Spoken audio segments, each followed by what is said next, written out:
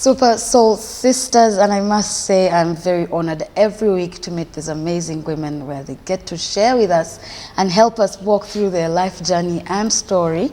And of course, my name is Rowena Kajumba. With me is Jackie Batamuliza, and she is a resident research associate at Great Lakes Institute for Strategic Studies. Yes, strategic studies. Now that word is very key, yeah? Yes, it is. And she is, of course, focusing, or her main focus is in international politics. Yeah. Now, many may say, why international politics? But hey, politics anywhere is the same. Yeah. However, what I would ask her is, why choose to get into research for politics? But we'll get into that later. Thank you for making time, Jackie. You're welcome. The pleasure is mine. Yes. And you are our Super Soul Sister. If anyone wants to understand and know you, Jackie Batamuliza, when we go back, let's understand you. Before the researcher, before the ambitious woman you've become, who is Jackie Batamuliza? Who is Jackie Batamuliza? I think I'm a lot of things. And those a lot of things are partly, I think, drove me and actually built the curiosity that pushed me into studying politics. Yes. It's complicated with Jackie Batamuliza. Jackie Batamuliza is a woman. To start with, maybe that's very obvious. I am born to a late gentleman. I don't know if that's even correct English. His name was Anthony Shochenga. And my mother is Stephanie. She's called Stephanie Kaitaramirwa. I'm born with 5 siblings. We had a lot more than that, but my family is also very old. Yeah. My siblings are very old. So many of them have passed on. So we're just 5. Those that are left today, they're just 5. I am very keen on being an African and what it means in the arrangement of international space, international arena, and that is what drives everything I am. You do. So let's go back there, because when you say being an African in itself, in yourself, is what drives everything you do. Absolutely. What was your childhood like? Because any African child will tell you what their childhood must have been like. Quite entertaining, or maybe a lot, considering probably, well, very sad now that most of them are gone. You had siblings and brothers and sisters to be around with and grow around with and learn things from. What was that like growing up? I think my childhood is quite interesting. I was born to my dad in quite advanced age. He was a bit old. And we grew up in a very sort of tense political space. So, and the one thing I know, that if there was anything real for my life, it was the fact that he loved me. And that love made me like, I don't know if it is what made me so close to him, but I was definitely special to him, and he was special to me. So I barely probably had a childhood. Of course, he knew how to make me a child, or to let me be a child. But from the time I was born to up to when I was a teenager, I think I was so alive to politics because of him. I spent much of my time around him because he was very invested in a way at his level as a person. He was very invested. I barely, can I say, played or I went to school. As soon as I came back from school, I was just around his laps. He had people, elders he had to discuss politics with. And you were there. And I was there. He had to listen to BBC and everything that would happen, or everything that would be said, he would have like longer discussions with people around him, and in a way he was entrusted with some level of leadership. Makia came born after President Museveni has come to power. This is after Uganda's liberation war, and there is this tension all around. There is this talk of Chijambia, who is like Amin.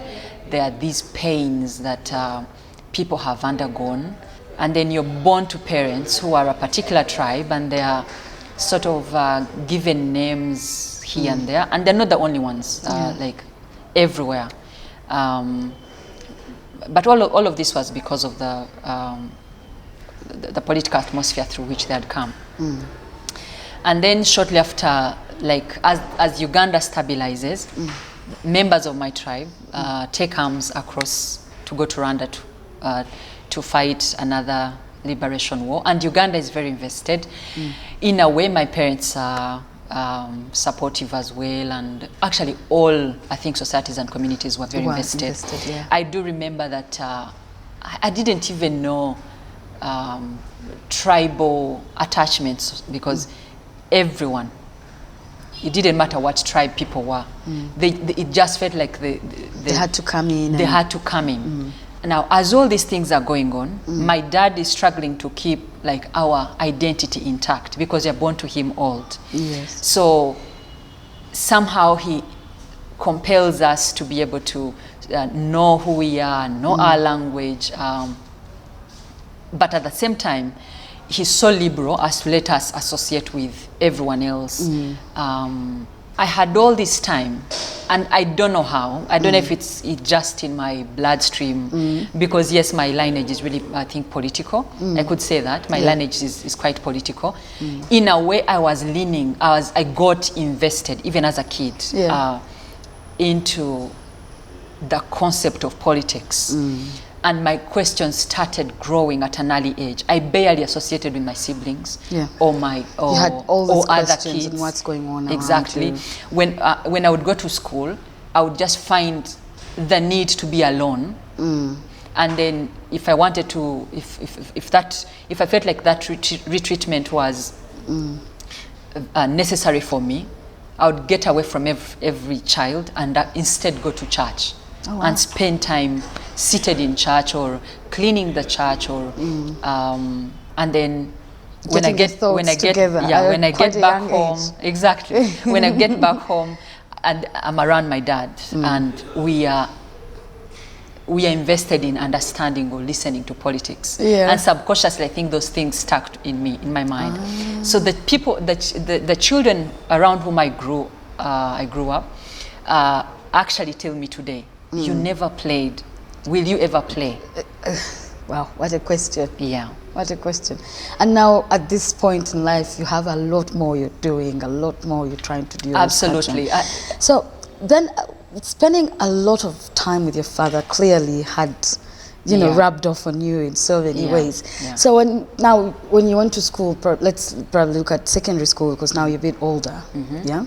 What do you choose to focus on or do, or how was that like for you? Incidentally, it still became politics. In my secondary school, actually, let me say my whole life, whether it was primary or secondary, in a way I was always appointed a leader in one capacity or another. So in secondary school, I was in Abisunsa Girls' School, and we were, so let me say, two groups. Of course, there were several religious denominations. So I was a Christian leader in my high school, but even even before in lower secondary, I was a leader, but somehow there were always denominational divides. And then what makes it actually the highlight of how that denomination becomes very significant is the effects of 9/11, where the international media space creates some kind of line or divide between Christianity and Islam. When President Bush would be on TV and says, there is a speech, I forget, I don't know if I remember the title correctly, it's called, I think in international space we call it the axis of power. So he would, I think in that speech, he said, you're either with us or you're against us. Now, when we would sneak around television or we are reading these things in the newspapers, you would find as young people or young ladies who are in a space where religion is meaningful. Yes. It's not just religion, it's identity. Yeah. In a way, it rubbed on us, in a way. And I'm not sure it was for everyone, but I think because I'd been alive to it Yes. all the way as I was growing up, because before secondary there were these tribal Oh, yes. sentiments in all our politics, in all the societies, in every atmosphere where we were. So the religion now becomes some kind of line of divide. And my questions intensify. So Why are we going? Why are we in this position? Why are we like this? Yes. Why do we repeat things? Actually, for me, it was, I think that the key question that made me study politics was the observation that there is nothing new. The other day we were divided against maybe economics. The first world is rich, and so there is the whole idea of superiority trickles down onto us as poor countries. And then you have domestically, inside our own countries, we are being tribes, but we've just come from colonialism. So why does this not look like what we've just come through, and why is it repeated? So now we come to the space where the international political space is divided along religious lines. I just said, no, there has to be a lie somewhere, and if someone has to find this lie, that's going to be me. Yeah, absolutely. I have to be part of the people that find that That's answer. quite interesting. And this is, I mean, considering how young you are, and now we're looking at secondary school, where most people are really focusing on so many different aspects of their lives. But you're having all these questions within the political space. Yes. And did your parents, or was your dad still around at the time? My dad died a year before 9/11.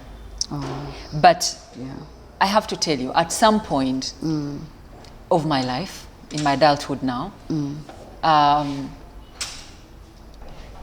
I sat down and asked myself, did my dad do the right thing letting me see politics? And it was much later that I actually became thankful that he had introduced me to politics. I don't even think he really meant it. But in a way, I think he also knew that it was unavoidable because, like I said, my lineage is a bit political. My family is quite invested in politics. In a way, he had done his job by the time 9/11 happened. And much of what I'd observed about the communities in which we grew up, what it meant to be a member of my tribe, what Uganda's politics was, and all the heartaches that were going on. I remember the day Serwanga died, there was such an atmosphere that it didn't matter where you were. You would feel like people are sad. I remember we had to leave school. The teachers couldn't go on teaching us. The day Fred Rijema died, I remember I think we were on holiday. I don't remember correctly, but I know I was at home. And then the entire neighborhood gathered at home. Everybody was wailing and weeping and sobbing whichever way they could. And every time there was an announcement, so-and-so died, there was such an intense atmosphere that you couldn't escape it. It was almost like the wars had ended, but we lived on with them in a way. So in my mind, I grew this pain. Why does society have to be this painful? In a way, found its fulcrum in us being Africans. Because when you would watch what happens elsewhere in other parts of the world, you'd feel like, no, the other parts of the world are not as hurting as we are. As we are. And that's how my politics became fulcrumed on being an African. But then I realized that it's impossible to figure out domestic politics or even continental politics if you don't understand what happened, the international politics. Because it does shape what we... Personalities like Nelson Mandela, personalities like Julius Nyerere. When you listen, or if you could feel what it meant to be South African at the time, there were songs in my language that my dad used to listen to, where people would be singing about the story of Mandela. And then you say, were we that advanced? That people in another country would be as sensitive to what Mandela was going through, and then speaking to the Russians and communism and capitalism? Were we that civilized?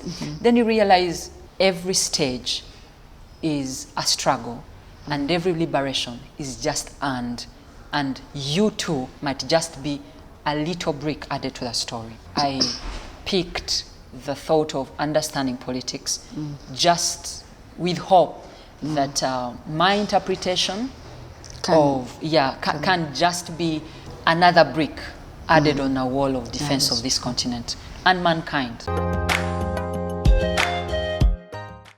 So now at this point, it's quite known you're interested in politics. You're in high school.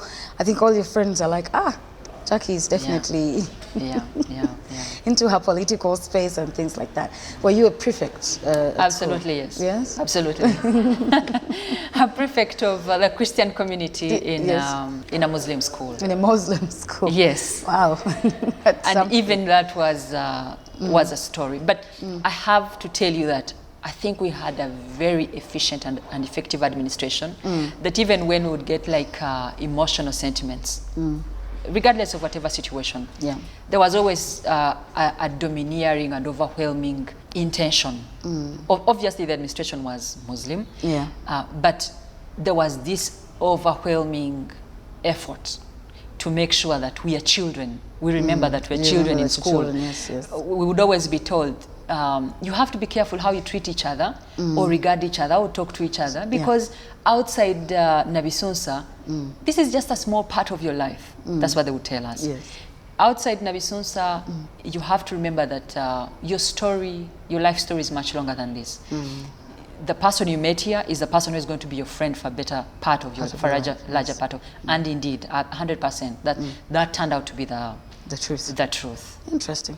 So when you in high school, what did you focus on? When you said, okay, now this is where, at this point, you know what you want to study, probably. Let me tell you an interesting story, now that you ask.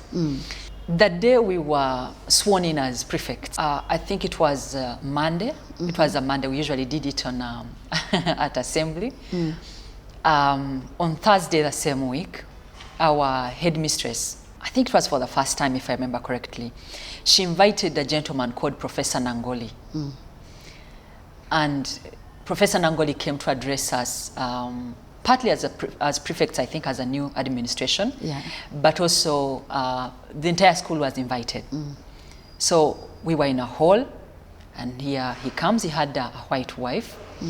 I can't tell you what exactly his topic was. All I remember was his experience as a black man in a white community. I can't tell you that I even remember whether he lived in the US or Europe, but he was pointing to racism and what it meant. I think that is when everything I had known, be it the pains of Uganda's political history, to which I'd grown up alive, or the pains of the history of my tribe, or the pains of the African story of wars, famine, and diseases, and our economic situations. Everything formed in that hall.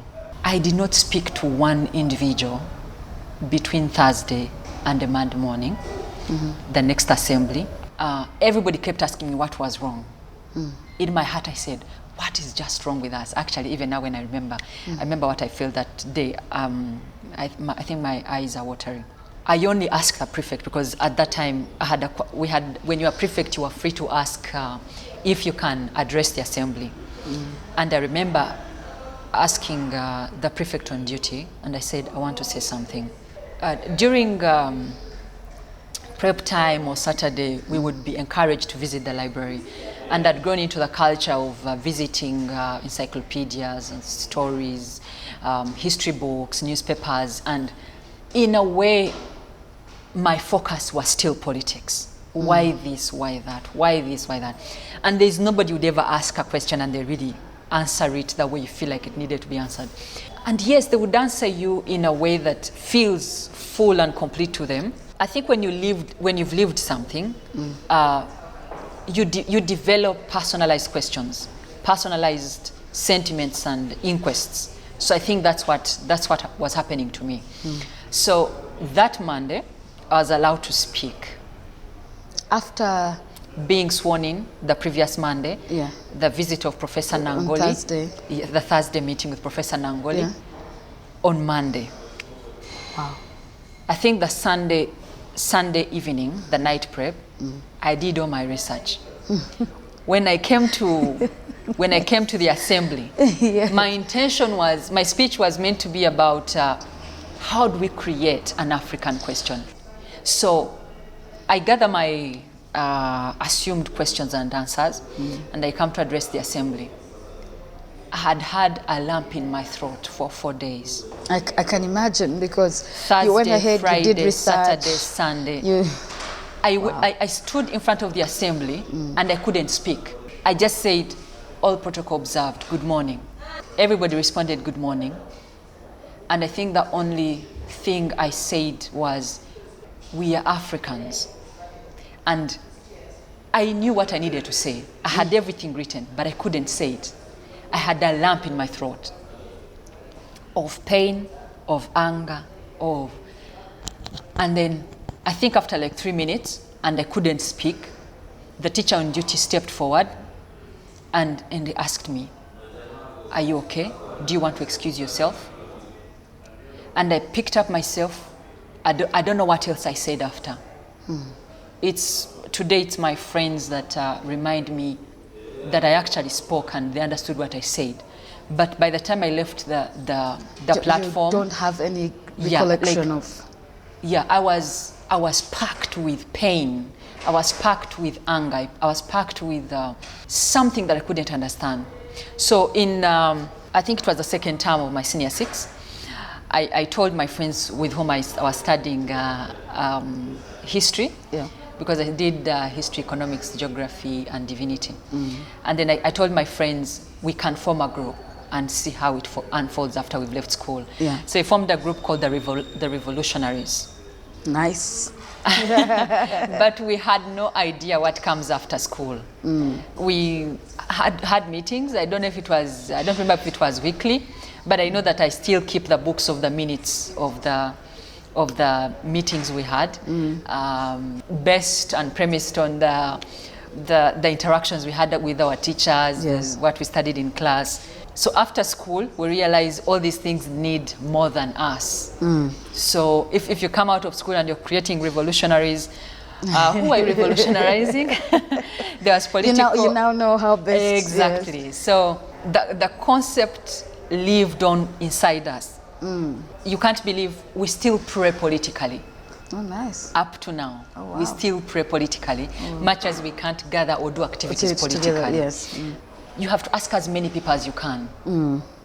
And then that made me realize that you needed character to keep that going.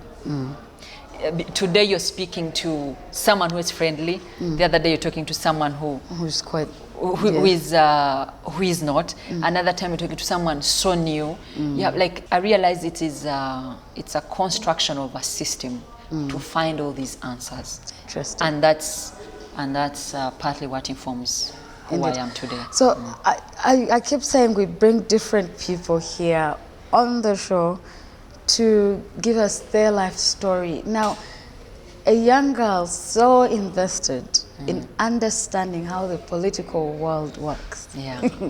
Many people will be like, by now she should probably have contested for something. Absolutely. Or things like that. Or many people have probably told her, why are you even wasting your time with this? But I must say, Jackie's still here with us and she's telling us more into her story. Now, quite often, there are times when our young people identify, you know, what they like or where they fall or where their curiosities lie. So many times I think it's important for us to identify and be more engaged. I'm pretty sure by now, of course, if it wasn't for the passing of her late dad, he knew, the mother knew that she is interested in something of this nature. She was encouraged and pushed on. Now, of course, we'll be right back for a whole lot more on Jackie's journey here with us. We are Daughters Exclusive. They've given us this amazing space for us to bring you our super soul sisters. Don't go away. Jackie Batamuliza, of course, she is the resident research associate at the Great Lakes Institute for Strategic Studies. Awesome. In brief, you can call it GLIS. GLIS. Yeah. You know, for us, they tell us, you always have to tell people Okay. what, you know. But of course, GLIS, I think that would be much more easier for me to point out and say. But Jackie has been very, very interesting, the journey we've moved with her so far. Now, you'd be wondering, a young girl looking at things a certain way. I did mention earlier on before we went on, said, I told her, I think you just have a special mind. Yeah.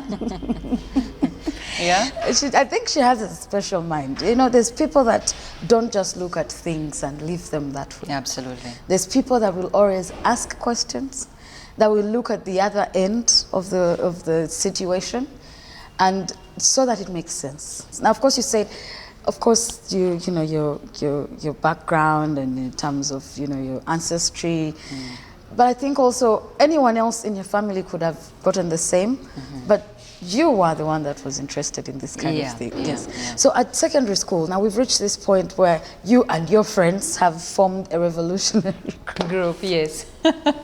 What are you looking at now? I'm finishing A-level. This is what I want to do at university. What are you looking at this point in time? Are you still political, or at some point you drifted? No way. Okay. Absolutely. I think at some point I had a problem figuring out which course did I have to study to answer my questions. That took me a bit of time. Oh, wow. But eventually I studied international relations and diplomacy. Okay. And I was just lucky I ran into someone who was studying the same course. And so he told me, I asked, what are you doing? I think I don't know if we were at a meeting, and I think I listened to how he was speaking. So I said, and then he was at university. So I asked him, what are you studying? And he told me. I said, international relations and diplomacy. Okay, so what are give me the list of course units. So he gives me the list of course units, and every title just feels like that's what I need to know. That's what I need to know. Yeah. But my parents had different ideas. They were divided. I think at some point my uncle, now at this time I was living with my guardians, and my uncle was preferred that I study law. Which was very interesting, but in my mind I was impatient. I was impatient. I wanted to understand politics, and then the other part of the family thought I needed to study economics, but I had an agitation. Yes. And that agitation I knew wouldn't go away until you did what you wanted. Yeah, because much as my entire family was invested in politics, there was no day I ever asked someone a question and they truly answered it. That way I felt like. So inside me there was a long-baked thirst and inquest that there is no answer that went to my heart. So I had to study politics firsthand. And so it's how I ended up doing international relations and diplomacy. So how did that go for you when everyone now, your family members, economics, law, what, and you're like, no, I think I am going to do this international relations and diplomacy. What? Yes. What did you get any reaction? They just knew that's who I was. Somehow everyone was alive to how passionate I was. You were about this. About politics. Yeah. But these are no one tried to discourage you. at all? No, Okay, that's good. they knew. Yeah. They were all aware. But at the same time, they were protective of me in the sense that they were aware how rough politics can be. Yeah. And I think at the time when we were joining university, not so many universities were doing politics. Actually, I was asked to find a university that did the course elsewhere, because in most universities in Uganda did not have it. They did not do international relations at bachelor's level. I think at the time Makerere University was the only one that was doing it at master's. And so I applied to I think it was the University of Cape Town, and I was given the course, but I had to study 1 year in social sciences in Uganda. I said I don't have all that time. You couldn't wait. Mark you identifying that I wanted to study international relations and diplomacy took me a bit of time. Yeah. You know how you're given, I don't remember what those forms were called. I think they were JAB forms. Yes. What they call the JAB form? To fill in for you what university and course. Those I don't remember the names of those. Those were not the courses you find there. It was business, it was law, it was medicine, it was that. So the thing that everyone whatever else I'd applied for had been given, but it was not me. That wasn't me. So it took me a bit of time. So that's how I ended up going to Nkumba University to study international, because they were the only university doing it at bachelor's level. Okay. And in a way, because of the awareness of what Uganda's politics was, this is around, I think, 2011.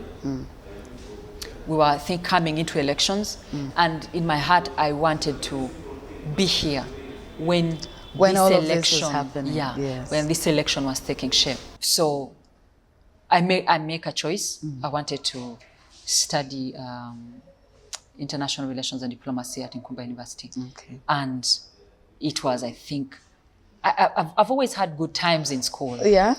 All my academic life, I enjoy school. I enjoyed school, and yes, it was beautiful. I think while I was there, I formed an association called the School of Social Sciences Association. I remember when I was forming it, I had this grand idea of what it should be. So I created an identity for it. Okay. I don't know if it's if I have all the time to go into the detail. I created a creed for the school, because I felt like maybe if we confessed these things with all my Africanism and all the politics had all the understanding had accumulated, I said maybe we need a creed. So I created a creed, some kind of commitment. From people. So I said every time we have a social sciences week, there should be, just as in a school or a political gathering, we sing a national anthem. This is going to be the anthem for the social sciences. I think I can actually share those details. Then I created sort of it was a logo. It had an eagle, which symbolized like how mighty the political personalities that come out of this school should be. They should be like eagles. It had a sword and a stick of wheat, and I said we must protect people in terms of security, defend them. So that's the sword. And if we can give them food and survival, then we can trust them to be the eagles that we want to be. I think I'll give you those details. That is what I felt like what I'd studied had made me become. That's interesting. I just felt like I was that ego that would get out and be able to soar above the clouds on behalf of the people. And I remember, I think one of the, can I call it a slogan or the motto? I think I said, I owe you, and you owe me, and we owe all. Okay, that was nice. That's really nice. Like I felt like if I can convince you that I actually believe that I owe you, and you can assure me that you understand that you owe me, then we're all going to play our role. We are going to create a society in which everybody is indebted to the other, and I think that is. At that time I thought that is the one way. I still think that does. makes sense even now. When you say Yes. at that time, I still Yeah. believe you. Yeah. Because if we all take on the responsibility at the end Yeah. of the day, I think it does help. So when you take on this role and responsibility, Yeah. I'm pretty sure you have your fellows who are like, yay, let's do this, Yeah, let's yeah, rally yeah. up and get ourselves into this. Yeah. So how come when you studied this and of course you enjoyed yourself? Absolutely. Yeah. Yes. And then here we are, you're a research fellow. Yeah. And of course, like we've been pointing out, you're a resident research associate. Yes. But has anyone ever asked you if you could ever join politics? I mean, like practicing Elective politics. elective politics. Yes. I get that a lot. Sometimes people propose to me, don't you need to be a member of parliament? Yeah. Don't you need... and my answer is absolutely not. Oh, okay. And I have many reasons. One is, I think because I studied politics, I realized that politics has a lot of avenues through which it can be practiced. Interestingly, when you comprehend politics, you realize that the elective space of politics handles a very, very small part of what the entire politics is. All the pains that, for example, this continent has been through, we tend to think it's the politics that's at fault. That answer is correct, but it's not entirely correct. Okay. Because every action that a politician engages in, every decision, every contribution or mistake, it's coming from a feeling. So me, who understands the cobweb of politics, I want to address what forms the sentiments. Nice. That's a good one. When we were growing up, you would hear people say strong words about Baganda. There is this common phrase you'd hear, a good Muganda is a dead one. And that phrase had offended Buganda so much. And for so many years, that is a sentiment. Baganda could not be comfortable with Banyoro. Banyoro were not comfortable with Baganda. Banyarwanda were divided against the Tutsi and Hutu lines. So you realize that to politics, there is so much else that is not studied. Is it the feelings? Is it the stereotypes? Is it the economics? Is it the history? Is it the future? Is it the education levels? Is it the economic levels?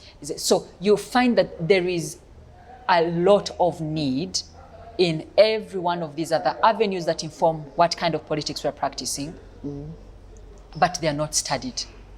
At this stage of my life, I'll tell you a story of something I experienced recently. I was going to work and I saw an elderly man.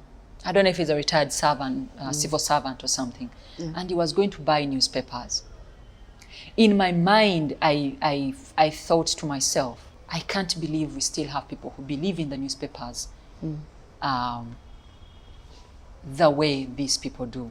For him, I understood like his generation is newspapers. Yes. But then I remembered how much newspapers still mean even to my generation, which in my judgment is a mistake. But for them, it's a strength because that's how they understand politics. Yeah. You will know what's going on around you because it's printed in the newspapers. Yeah. It's on TV. But for me, who understands or who is trained in politics and who has invested myself in it, and for all the years I've spent trying to find the cracks in the walls, the paintings, the graffitis of history, you realize that actually, no, the truth is not in the news. Yeah. The news is the end product of a very larger process and story of things. At this level, at my level of politics, the truth is actually novels. Today, our way of life, today we have Buganda, the Buganda Kingdom exercises or carries out the activity called Sakate. But I don't know, maybe half of the population of Uganda wouldn't exactly define or describe for you what Isakate is, what it is, or the objectives of it, but they're on Instagram. I get what you're saying. You understand? And this is not Buganda alone, it's just the new way of life. Yeah. Because over time, the politics has come from State House, Capitol Hill, Washington, palaces, Buckingham Palace. It's on our phone. Have you observed how in the practice of our politics, Yeah. when there is a challenge, the president will call on community heads, Yes. to discuss it among themselves. That was their way. That was the way of that time. Today you need to be quick. What is going to inform Yes. the generation of the politics in 2030 is going to be totally different. Yeah. Now, today, a quarrel is sorted on Twitter. It's on Facebook. So what the president does when he's handling a national situation is informed by how they grew up, how they address things. Yes. In my generation, or like for me now, who can be able to look at the past and observe the differences in generations, Yeah. I'm able to say, if the people that are being born today are being raised in an atmosphere where a program like Kisakate can be going on, but half of a generation doesn't know or what can't that describe is. what it is. Yes. What does that mean for the politics of when I'm either 50 years old or even in 2050 actually? What does that mean? What does that mean today? Yeah. Politics? But no one is studying that. Okay. So we can't be prepared for it, which is part of the explanation as the steps we keep missing as far as what politics really is. yeah, how our politics unfolds in the Western world. And these are really snippets into the cracks in the world that I've observed over time. There were many times we could have been on the same footing, but with the rest of the world. Yes. But in the arena of international politics, you're looking at what is the weakness of this country and how do I take advantage How of do it? I get more superior? Exactly, and that's how we've always woken up to the call or the calling when the other party has moved miles into, and we just come in to be victims. I remember there's a book I read back in school. It was written by one Golding about young children, by the way, left on an island by themselves. And at the end of the day, there was need for survival for the fittest. Absolutely. And this is how I think the political space, or like you said, being human in itself. Yes. It's being, yes. we are political beings. Yes, yeah. So when you identify these things, as we wind up, Jackie, when you identify that elective politics is not going to do it for me. Yeah. Because it's not going to really solve the problem. Yeah. I need to do it has ceilings. Elective politics, I think, has ceilings. In terms of administration, you're controlled by time in a way, because there are levels of politics you arrive at, and then there's nothing else you can be. You've seen this with maybe former ministers, actually, not prime ministers, but ministers, members of parliament. Administratively, you're bound. Like there's you have an obligation to keep in a certain cage, which is all necessary. If this happens all over the world, keeps me reluctant to be part of elective politics. So I would like to contribute to how the elective politics unfolds, aid how a president understands what he understands, aid what someone in civil society understands, how they understand what they understand. A member of parliament, their understanding of what the law is and what it should be. In a way, I feel like that's a better way to actually contribute. Yeah, so the research or the writing or the talking that we do, or that I particularly do, I usually like it to be supportive. Okay. Supportive of how do you need to see what you're seeing? Like what kind of structure? Absolutely, absolutely. Like, wow. in the grand scheme of things, can I locate this person? And can I tell him, no, you're going on the dark path, or you're going to the light path? So this seems like a very hard job to do. How has it been like for you? Have you got some challenges, or has it been easy? Absolutely. I have those challenges, and those challenges are still embedded in who I am. The woman, the member of my tribe. But this is Africa's politics. This is when you realize that this is what it means to be an African. But maybe we can say that it's not just even being African. Even in advanced societies, you find them divided along some other along identity because lines. I would have thought you're getting a lot of support in this kind of area. You know? I absolutely. I can't lie that I don't have support. I have a lot of support, but I also have a lot of difficulties. Being a woman, and I think being a I know member, anyone would say, why are you doing politics? yes, Like, can't you just go shouldn't and be like you a be? normal, Everybody has an idea of what you should be. Yes. Just be a normal woman. I don't know what a normal woman is, guys. Someone should tell us. A normal woman is supposed to be at a certain beach in a bikini being a very quiet, or somewhere at home raising kids. Very quiet wife raising kids. Yes. But I think there's something that forms what a human being becomes. It's a big mistake that we make, but I usually don't take offense, because I think it's informed by the levels of our development and the gaps we've left in understanding what politics is. Politics is, the fuel of it is people and feelings.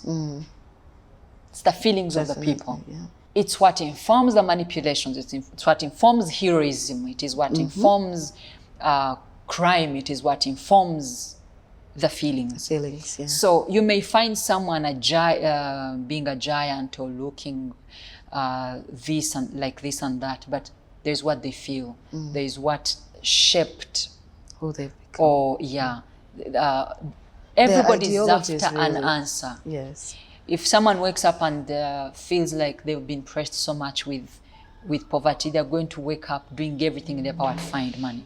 If someone feels like they've observed a lot of pressure or pressing because of political challenges and atmospheres, they're going to wake up looking for political answers and explanations.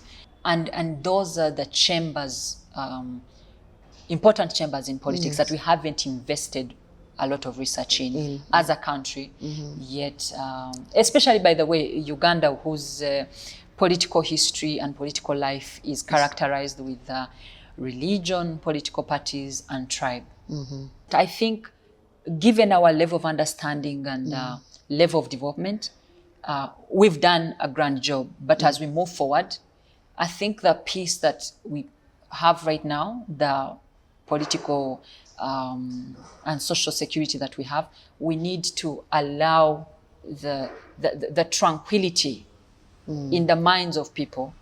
We need to allow them to investigate these questions, and then we should let people seek for the answers to these things, we have questions. It doesn't matter if the politics demands that maybe it's the Defense Department that inquires into these things, or it doesn't matter the sensitivity. Anybody would understand the sensitivity.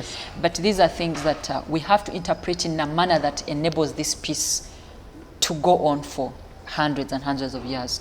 Otherwise, from my understanding of politics, these gaps are what causes Africa's politics to be what it is. First of all, understand that we are Africa, and then understand from there how our politics is affected and how our politics is different. Unfolds, And I like that you pointed to things like tribe, religion, and what else? Political parties. Political parties. Now, quite but often, that's in the context of Uganda. Of Uganda, if you go to Rwanda, Rwanda, so many the story times is we compare different. ourselves to everyone else. Why can't we be like I don't know which country? I don't know. Yeah, that's an absolute. I like that you've pointed this out. That's a huge mistake. Have you thought of writing a book? I get that question a lot, but I think I will one day write a book. One day. But surprisingly, I feel like you're still having questions. I feel like I don't know. Someone may look at me and think I know or understand politics, or I understand enough politics. But in my mind, I know it that I don't know. Well, thank you so much, Jackie. I must say this has been quite an interesting discussion. Of course, being a young woman who is interested in the political space from, of course, in different ways. Like many people may not have known, you can still be politically interested in things without necessarily having to go and campaign. Yeah. To go and be whatever it is, and then go through under all the pressure. So many ways you can contribute to your own country. Now, of course, Jackie Batamuliza has been very, very clear. And of course, taking us through her journey. Someone may be wondering, oh my goodness, her entire life has been like this. Yes, and it has been interesting. And she is still going on and doing research, of course, in that particular aspect. She focused on international politics. Why? Yeah. To understand what is happening here. Like we talked about superiority. Yeah. There are political spaces that are much more superior than we are. And of course, are influencing what we are, of course, as an Africa, as a Uganda. Thank you so much, Jackie. I do appreciate our Super Soul Sister today. Has been quite interesting. So if you're back there at home, do not stop yourself. Someone will say, why are you doing that? It's okay. You don't have to do what everyone is doing. You go for something that you believe in, something that gives you a reason to wake up every day and find out and push and see that you contribute at the end of the day to your society. Super Soul Sisters, my name is Rowena Kajumba. Thank you so much. Till next time, good night.